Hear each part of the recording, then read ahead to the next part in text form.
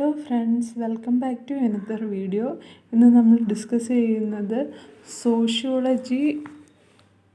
സോഷ്യോളജിയിലെ second unit ആയിട്ടുള്ള emergence of sociology and social anthropology എന്ന യൂണിറ്റാണ്. ഇതിൻ്റെ ഇൻട്രൊഡക്ഷൻ നോക്കാം. Sociology and social anthropology are closely related in many aspects. സോഷ്യോളജിയും social ആന്ത്രപ്പോളജിയും വളരെയധികം റിലേറ്റീവായിട്ട് കിടക്കുന്നു. In fact social anthropology is the closest discipline of sociology. Social anthropology എന്ന് പറയുന്നത് എന്താണ്? സോഷ്യോളജിയുടെ ഒരു ക്ലോസസ്റ്റ് ആയിട്ടുള്ള ഡിസിപ്ലിനാണ്. Sometimes it is rather difficult to differentiate sociology from social anthropology in some areas of inquiry and methodology. ചില സമയങ്ങളിൽ ഈ സോഷ്യൽ ആന്ത്രപ്പോളജിയും അതുപോലെ സോഷ്യോളജിയും നമുക്ക് വേർതിരിക്കാനായിട്ട് കഴിയത്തില്ല. അതൊക്കെയാണ് പറയുന്നത്. ഇനി through social anthropology is said anthropology has diverse historical root. Throughout social anthropology is said to have emerged somewhat earlier than sociology. അതായത് സോഷ്യോളജിക്ക് മുന്നേ തന്നെ ഈ സോഷ്യൽ ആന്ത്രപ്പോളജിയുടെ ഡെവലപ്മെൻറ്റ് ആരംഭിച്ചു എന്നാണ് പറയുന്നത്. Very difficult to differentiate between the subject matter of the two disciplines. രണ്ടിനും അതിനെ repeat ചെയ്യുന്ന രണ്ടിനും ഡിഫറൻസിയേഷൻ ചെയ്യാൻ ബുദ്ധിമുട്ടാണ്. While the emergence of sociology is relatively easier to trace. അല്ലേ, മാറിക്കൊണ്ടിരിക്കുന്ന സോഷ്യോളജി അല്ലെങ്കിൽ സോഷ്യൽ ഡെവലപ്മെൻ്റ് എന്നുള്ളത് നമുക്ക് വളരെ എളുപ്പത്തിൽ കണ്ടുപിടിക്കാനായിട്ട് കഴിയുന്നു. The emergence of social anthropology is more complex. മാറിക്കൊണ്ടിരിക്കുന്ന ഈ സോഷ്യൽ ആന്ത്രപ്പോളജി എന്ന് പറയുന്നത് വളരെ കോംപ്ലക്സ് ആയിട്ടുള്ളതാണ്. എന്തിനെ അപേക്ഷിച്ച് നോക്കുമ്പോൾ? സോഷ്യോളജിയെ അപേക്ഷിച്ച് നോക്കുമ്പോൾ. Both the disciplines trace back to several centuries ago. However both emerged only in 19th century as an academic discipline. അപ്പോൾ രണ്ടിനെയും നമ്മൾ എമർജൻസ് ചെയ്തിരിക്കുന്നത് 19th നൂറ്റാണ്ടിലാണ് അതിൻ്റെ ഡിസിപ്ലിൻ.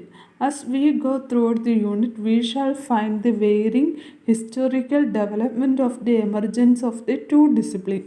അപ്പോൾ ഈ യൂണിറ്റിലൂടെ നമ്മൾ പഠിക്കുന്നത് ആ എമർജൻസ്, സോഷ്യോളജിക്കലുണ്ടായ ഒരു എമർജൻസിനെ കുറിച്ചാണ് പറയുന്നത്. ഫസ്റ്റ് പറയുന്നത് എമർജൻസ് ഓഫ് സോഷ്യോളജി. അതിലെന്താണ് പറയുന്നത്?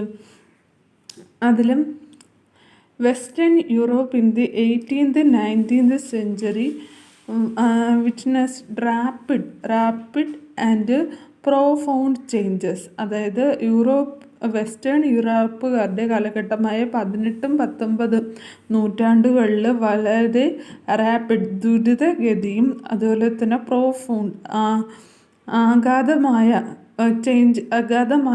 ഒരു ചേഞ്ചസ്, ദ്രുതഗതിയിലുള്ളതും അതുപോലെ അഗാധമായ ഒരു ചേഞ്ചസ് ആണ് നടന്നുകൊണ്ടിരിക്കുന്നത്. This led to a paradigm shift to the understanding of society and also of the individual's place in it. അപ്പോൾ ഇത് ഒരു പാരഡൈഗ്രം ഷിഫ്റ്റാണ് നൽകുന്നത് അവിടുത്തെ ആൾക്കാർ, ഇൻഡിവിജ്വൽസിനെ കുറിച്ചും അവരുടെ പ്ലേസിനെ കുറിച്ചൊക്കെ പഠിക്കാനായിട്ട്. Considerable advance were taking place in terms of scientific discovery and scientific methodology. എന്താണ്? Considerable advance were taking place in terms of നിരവധി സയൻറ്റിഫിക് ഡിസ്കവറിയും അതുപോലെ തന്നെ സയൻറ്റിഫിക് മെത്തഡോളജി ഡെവലപ്മെൻറ്റ് ഈ കാലഘട്ടത്തിൽ നടന്നിട്ടുണ്ടാകാം. Method for studying of the physical വേൾഡിനെ കുറിച്ചും പഠിക്കുന്നു. അല്ലേ, the question that occupied the minds of early sociologist like Comte and Durkheim was would a similar scientific and systematic approach be applied to the study if the human social world. അപ്പം മനുഷ്യ സമൂഹം അല്ലേ, മനുഷ്യൻ താമസിക്കുന്ന ഒരു social വേൾഡിനെ കുറിച്ച് കൂടുതലായിട്ട് പഠിക്കാൻ ആരൊക്കെയാണ് കോൺട്രിബ്യൂഷൻ നൽകിയത്? ലൈക്ക് കൊമറ്റ് ആൻഡ് ദുർഹിം എന്ന് പറയുന്ന 2 ആൾക്കാരായിരുന്നു 18-19 സെഞ്ചുറിയിലാണ്.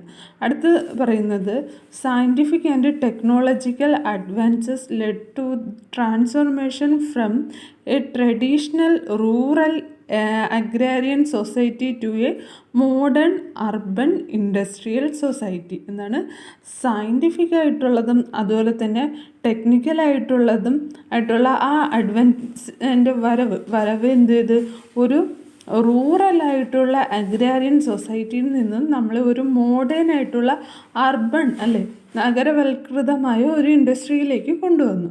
Due to new invention as we will study later അല്ലേ, അതൊരു പുതിയ മാറ്റം തന്നെയായിരുന്നു സൃഷ്ടിച്ചിരുന്നത്. The scale of production change from small home based to large scale factory like enterprises. അതായത് ഇപ്പോൾ ചെറിയ രീതിയിലുള്ള ഹോം അതുപോലെ തന്നെ ഫാക്ടറികളായിരുന്നത് വലിയ ലാർജ് സ്കെയിലുള്ള ഫാക്ടറീസുകളൊക്കെ ആയിട്ട് ആ സമയത്ത് മാറി. Alongside such a development there were also widespread social economic and political change. വലിയ രീതിയിൽ എന്ത് നടന്നു? ആ സോഷ്യലായിട്ടുള്ള രീതിയിലായാലും അതുപോലെ സാമ്പത്തികപരമായിട്ടുള്ളതും അതുപോലെ രാഷ്ട്രീയപരമായിട്ടുള്ള ചേഞ്ചസുകളും ഈ ഒരു ടൈമിൽ നടന്നു. That had a profound effect on west European society including major political upheavals. Okay, അതായത് സയൻറ്റിഫിക് ടെക്നോളജിക്കൽ ചേഞ്ച് നല്ലതും ചീത്തയുമായ ഇതിൽ കൂടി ബിൽഡിങ് ചെയ്തു എന്നൊക്കെയാണ് ഉദ്ദേശിച്ചിരിക്കുന്നത്. നോക്കും, this extensive change towards central to the process of industrialization and modernization rather created a paradoxical situation. അപ്പോൾ പ്രതീക്ഷയും നിരാശയും കടന്നുകൂടിയെന്നാണ് ഉദ്ദേശിക്കുന്നത്. പ്രതീക്ഷയും നിരാശയും. പാരഡോക്സിൽ because it was marked by hope and despair simultaneously. കണ്ട, പ്രതീക്ഷയും നിരാശയും. Hope because of the transformation of social economical cultural and political aspect of life from an erstwhile traditional society towards what was viewed as rational and enlightened philosophy, especially with reference the rule of the church in the dark ages. അതായത് വളർച്ച, human creativity എന്നാൽ നിരാശാപരമായിട്ടുള്ള ഒരു കാര്യം വന്നു, അതാണ് ഉദ്ദേശിക്കുന്നത്. Human creativity and rationality was in a pitiful state of disarray and chaos as the earlier stable order were being replaced by new ones. കണ്ടോ, അതൊക്കെയാണ് അതിൽ പറഞ്ഞിരിക്കുന്നത്. അടുത്ത് പറയുന്നത് the enlightenment period. The enlightenment or the age of reason was a period of intellectual development which brought about significant changes in philosophical thought in Europe in the 18th century. Many extensive ideas and beliefs relating to a social life were overthrown and replaced during this period. The most prominent thinkers associated within the Enlightenment were the French philosopher Charles Montesquieu and Jacques Rousseau. ബുദ്ധിപരമായ ഒരു development, industrial revolution, അപ്പോഴുള്ള ideas, വിശ്വാസവും എല്ലാം ആവശ്യമുള്ളത് എടുക്കുകയും ഇല്ലാത്തത് replace ചെയ്യുകയും ചെയ്തു. Enlightenment of period കൊണ്ട് ഉദ്ദേശിക്കുന്നത് അതൊക്കെയാണ്. ഇനി പേജ് നമ്പർ 22 പറയുന്നത് this period marked a radical change from the 10 existing philosophers of feudal Europe. പണ്ടുണ്ടായ റൂൾ അത് ആ തിയറി മാറി വന്നു എന്നാണ്. The social land moral order were no longer considered as divinely ordained and sacrosanct. Industrial become increasingly rational and critical. Increasing ചെയ്തു, അതുപോലെ തന്നെ റാഷണലും ആയി ക്രിട്ടിക്കലും ആയി. Departing from the age old divine right theory of the ruler. Now nothing was considered sacrosanct from the church to the state to the authority of the morals. ഒന്നും വേണ്ട. The root of such ideas as the belief that both nature and society can be studied empirically, that human beings are essentially rational and that such a society build up. ഇതൊക്കെ build ചെയ്യാനായിട്ട് ഇങ്ങനൊരു society സൊസൈറ്റിയിലെ അടിമത്തത്തിന് മാറ്റുക, അതുപോലെ തന്നെ അതിൻ്റെ ബിൽഡിങ്ങിന് ആണ് main അവിടെ വന്നിരിക്കുന്നത്. അതാണ് അതിൽ പറയുന്നത്.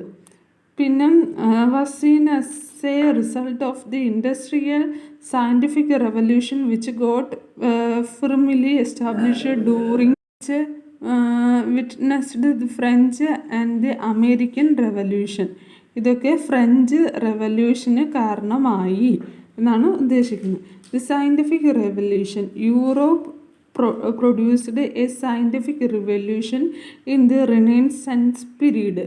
ഇപ്പോൾ യൂറോപ്പുകാരാണ് ഒരു സയൻറ്റിഫിക് റെവല്യൂഷൻ കൊണ്ടുവരുന്നത്. ഏത് കാലത്ത് യൂറോപ്പുകാർ ഒരു സയൻറ്റിഫിക് ആയിട്ടുള്ള ഒരു റെവല്യൂഷൻ കൊണ്ടുവന്ന് റിനൈസൻസിൻ്റെ പീരീഡിലായിരുന്നു അത്. Of 14th or 16th century, 14-16 നൂറ്റാണ്ടുകളിലായിരുന്നു. Which was marked by a new attitude towards man and nature. അത് മനുഷ്യനും പ്രകൃതിയും തമ്മിലുള്ള ഒരു പരസ്പര ബന്ധത്തിന് ഒരു പുതിയ ആറ്റിറ്റ്യൂഡ് തന്നെ ആയി. Natural object become the subject of close observation and experiments. The impact of this revolution was crucial, therefore, not just in changing materials life, but also the ideas which people held about nature and society. Practical experiment വഴിയുള്ള മാറ്റത്തിലേക്ക് ഇത് കാരണമാക്കി നാച്ചുറുമായിട്ടുള്ളത്. Some major development of the scientific revolution were corporation revolution and movement towards a heliocentric theory from the previous geocentric on the ushering of the age of experiment. Scientists like Galileo Galilei, John Kepler and Isaac Newton that revolutionized science and led to a growing desire of sociologists to build a science of society modeled on the scientific method. Also Genesis. Herbert Spencer had introduced the notion of evolution prior to Darwin, and the French philosopher like Camus had described the evolution of society, but Darwin provided legitimate scientific proof for human biological evolution. This led to development of evolutionary theory. അതായത് പണ്ടത്തെ സൊസൈറ്റിയിൽ നിന്നും natural ആയി വന്ന വ്യത്യാസം. രാവിലെ എണീറ്റ് സൂര്യനെ പ്രാർത്ഥിക്കണമെന്ന് പണ്ട് അറിയില്ലായിരുന്നു. ആ ഒരു പഴഞ്ചൻ രീതിയിൽ നിന്നുള്ള കുറേ ഡെവലപ്മെൻറ്റ് വന്നു. അതൊക്കെയാണ് അതിൽ ഉദ്ദേശിക്കുന്നത്.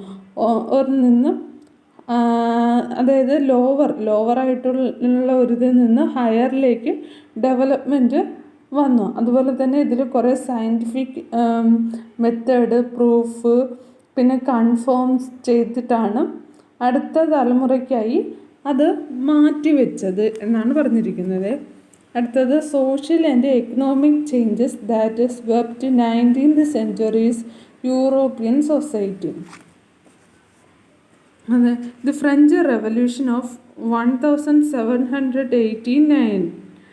ഫ്രഞ്ച് റെവല്യൂഷൻ 1789 നടന്നത്. Marked a turning point in the history of human struggle for liberty, fraternity and equality. അല്ലേ, ഫ്രഞ്ച് റെവല്യൂഷൻ 1789 നടന്നത്. അത് എന്തിനൊരു ടേണിംഗ് പോയിന്റ്, തുടക്കമായിരുന്നു, നാഴികക്കല്ലായിരുന്നു.